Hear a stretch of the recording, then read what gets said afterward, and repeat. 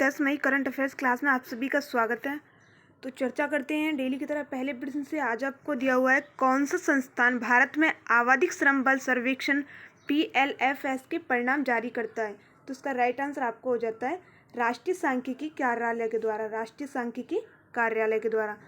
जानते हैं इसकी जानकारी के बारे में। आपको दिया हुआ है, आवधिक श्रम बल सर्वेक्षण PLFS के तहत राष्ट्रीय सांख्यिकी कार्यालय NSO द्वारा एक त्रैमासिक बुलेटिन जारी किया जाता है जिसमें श्रम बल संकेतकों का अनुमान होता है, जैसे बेरोजगारी दर, श्रमिक जनसंख्या अनुपात, श्रम बल भागीदारी दर आदि। अक्टूबर-दिसंबर 2021 संस्करण के अनुसार शहरी क्षेत्रों में 15 वर्ष और उससे अधिक के व्यक्तियों के लिए बेरोजगारी दर एक साल पहले की तिमाही में 10.3% से घटकर 8.3% हो गई है।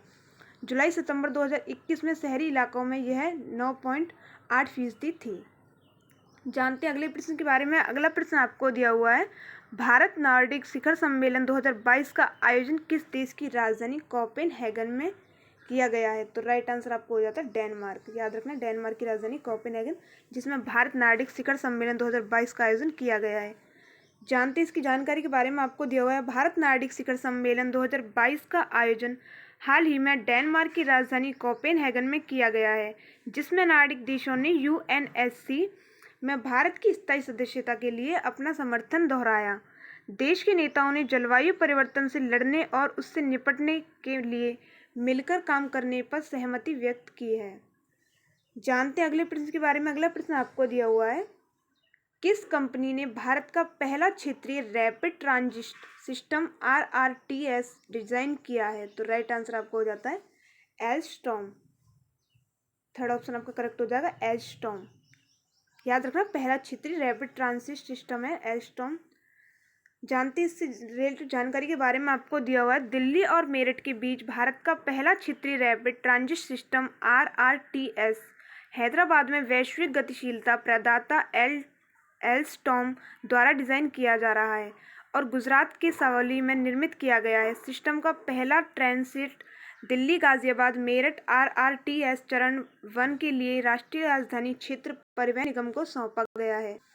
भारत की पहली सेमी हाई स्पीड क्षेत्रीय ट्रेन 180 किलोमीटर प्रति घंटा पर यात्रियों को स्थानांतरित कर सकती है।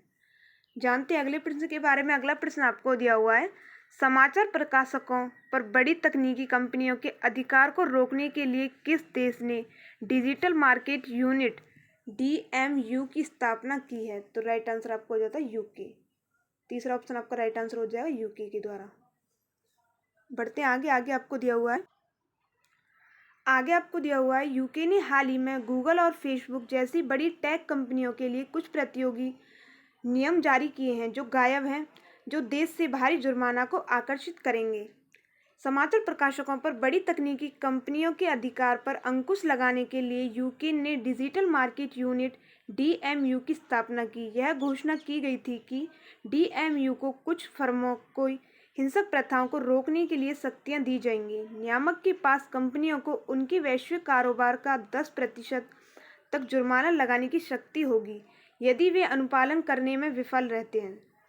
जानते अगले प्रश्न के बारे में। अगला प्रश्न आपको दिया हुआ है, कौन सा केंद्रीय मंत्रालय PM मित्र योजना लागू करता है? तो याद रखना, कपड़ा मंत्रालय। ए ऑप्शन आपका राइट आंसर हो जाएगा, कपड़ा मंत्रालय PM मित्र योजना लागू करता है। जानते हैं इससे संबंधित जानकारी के बारे में। आपको दिया हुआ है, PM mega integrated textile region and apparel park PM Mitra केंद्रीय कपड़ा मंत्रालय द्वारा कार्यान्वित किया जा रहा है। PM मित्रा पार्क एक स्थान पर एक एकीकृत कपड़ा मूल्य श्रृंखला बनाता है और रसद लागत को कम करेगा। कपड़ा मंत्रालय द्वारा PM mega integrated textile region and apparel park PM Mitra park योजना पर एक राष्ट्रीय सम्मेलन का आयोजन किया गया है।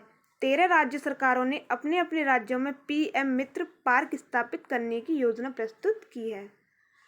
बढ़ते हैं इसी के साथ अगले प्रश्न पे। अगला प्रश्न आपको दिया हुआ है, चौथे खेलो इंडिया यूथ गेम्स 2022 का शुभंकर क्या है? तो याद रखना, B ऑप्शन आपका धाकड़। राइट आंसर आपको हो जाएगा धाकड़। जानते इससे संबंधित जानकारी के बारे में। आपको दिया हुआ है, केंद्रीय खेल मंत्री अनुराग ठाकुर ने चौथे खेलो इंडिया यूथ गेम के आधिकारिक लोगों और आधिकारिक जर्सी के साथ शुभंकर धाकड़ का शुभारंभ किया। हरियाणा 4 जून से 13 जून तक पंचकुला और अन्य शहरों में खेलो इंडिया यूथ गेम के चौथे संस्करण की मेजबानी कर रहा है। खेलो इंडिया यूथ गेम में पहली बार गतका, थांग टा, कलारीपट्टू, मल्लखंब और योगासन जैसे 5 पारंपरिक खेलों को शामिल किया गया है। याद रखना, आपको इन खेलों के नाम भी महत्वपूर्ण है। जानते हैं अगले प्रश्न के बारे में। अगला प्रश्न आपको दिया हुआ है, IBM के अध्यक्ष अरविंद कृष्ण को हाल ही में किस बैंक के निदेशक मंडल में चुना गया है? तो याद रखना, आपका डी ऑप्शन करेक्ट आंसर हो जाएगा, federal reserve bank of New York. Federal reserve bank of New York. जानते से संबंधित जानकारी के बारे में। IBM के अध्यक्ष 60 वर्षीय अरविंद कृष्ण को हाल ही में federal reserve bank of New York के निदेशक मंडल में क्लास बी निदेशक चुना गया है। वे 31 दिसंबर 2023 तक इस पद पर रहेंगे। वे वर्तमान में IBM के चेयरमैन और CEO के पद पर कार्यरत हैं।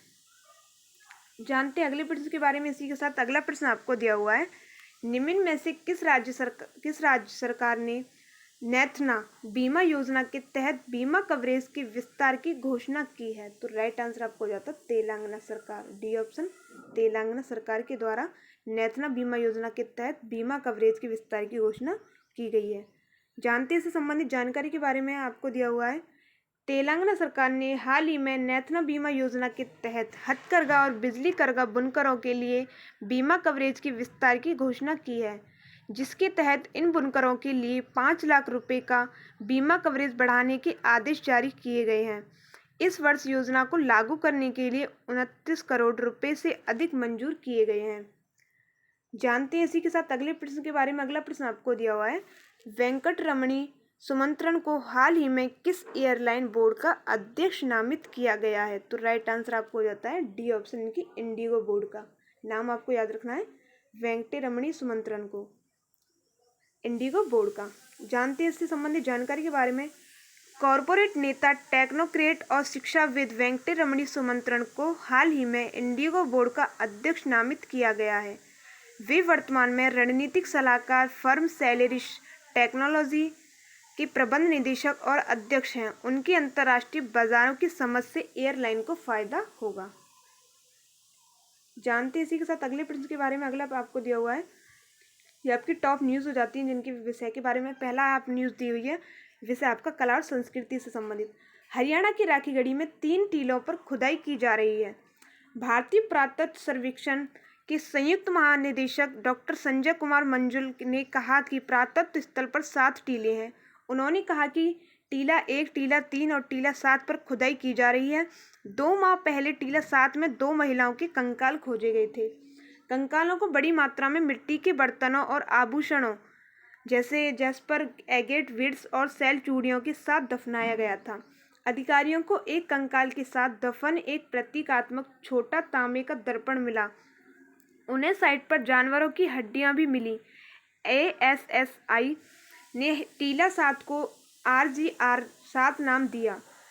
यह हड़प्पा काल का एक कब्रिस्तान स्थल है। राखीगढ़ी हरियाणा के हिसार जिले में राखीगढ़ी हड़प्पा सभ्यता की सबसे बड़ी बस्तियों में से एक है। केंद्र ने 5 पुरातत्व स्थलों को आइकॉनिक स्थल घोषित किया। राखीगढ़ी साइट उनमें से एक है। यह साइट 3500 हेक्टेयर में फैली हुई है। जानते हैं अगली न्यूज़ के बारे में। अगला विषय आपका हो जाता है अगली न्यूज़ का, बैंकिंग प्रणाली से संबंधित। इंडियन बैंक ने एक डिजिटल ब्रोकिंग समाधान ई ब्रोकिंग लॉन्च किया है। बैंक ने प्रौद्योगिकी भागीदार फिशडम के साथ मिलकर ई ब्रोकिंग को लॉन्च किया है। ई ब्रोकिंग ग्राहकों को डीमेट और ट्रेडिंग खाता खोलने की अनुमति देता है। यह एक त्वरित और कागज रहित डीमेट और व्यापार खाता खोलने की सुविधा है। यह इंडियन बैंक के मोबाइल बैंकिंग एप्लीकेशन इंडओएसिस के साथ एकीकृत है। इंडियन बैंक के बारे में जानते हैं तो आपको दिया हुआ है, इसकी स्थापना 1907 में हुई थी। इसका मुख्यालय चेन्नई में है। शांतिलाल जैन इसके MD और CEO हैं। 1 अप्रैल 2020 से इलाहाबाद बैंक का इंडियन बैंक में विलय कर दिया गया है। ऐसे ही जानते हैं अगला थर्ड आपकी न्यूज़ के बारे में। तीसरी न्यूज़ आपको दी हुई है, केरल सरकार जीवन शैली से जुड़ी बीमारियों को नियंत्रित करने के लिए एक ऐप लॉन्च करेगी।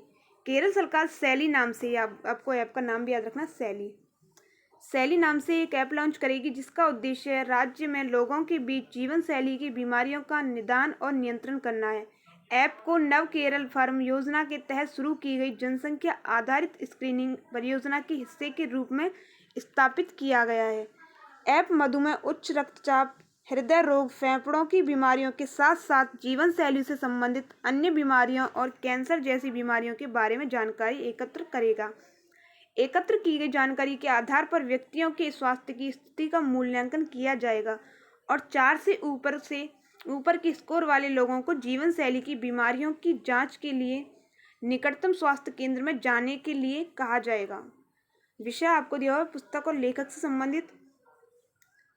चौथी न्यूज़ के लिए आपका देखते हैं तो रक्षा मंत्री ने भारत पाक युद्ध 1971 वायु योद्धाओं की याद नामक पुस्तक का विमोचन किया। रक्षा मंत्री राजनाथ सिंह ने भारत पाक युद्ध, आपको नाम भी याद रखना है पुस्तक का, भारत पाक युद्ध 1971 वायु योद्धाओं की याद नामक पुस्तक का विमोचन किया। उन्होंने 37वें एयर चीफ मार्शल पीसी लाल मेमोरियल एक लेक्चर में किताब का विमोचन किया। किताब का संपादन एयर मार्शल जगदीश सिंह और ग्रुप कैप्टन शैलेंद्र मोहन ने किया है। इस पुस्तक में दिग्गजों द्वारा विस्तृत विवरणों में लिखे गए 50 स्वर्णिम लेख हैं। पीसी लाल को 1939 में IAF में कमीशन किया गया था। उन्हें 1966 में पद्म भूषण और 1972 में पद्म विभूषण, आपको नाम भी याद रखने हैं, 1966 में पद्म भूषण, 1972 में पद्म विभूषण से सम्मानित किया गया था। उन्होंने इंडियन एयरलाइंस के CMD और एयर इंडिया के अध्यक्ष के रूप में भी काम किया है। तो ये आज आपके 10 मई 2022 के करंट अफेयर से संबंधित महत्वपूर्ण क्वेश्चन, साथ साथ में आपकी टॉप 3 न्यूज़ से विषय से संबंधित पूरी जानकारी आपको इस क्लास या वीडियो के जरिए उपलब्ध कराई गई है। तो प्लीज़ आपके जो भी भाई बहन किसी भी एग्जाम की तैयारी करते वीडियो को शेयर कर देना, वीडियो को लाइक कर देना, चैनल को सब्सक्राइब कर लेना। धन्यवाद।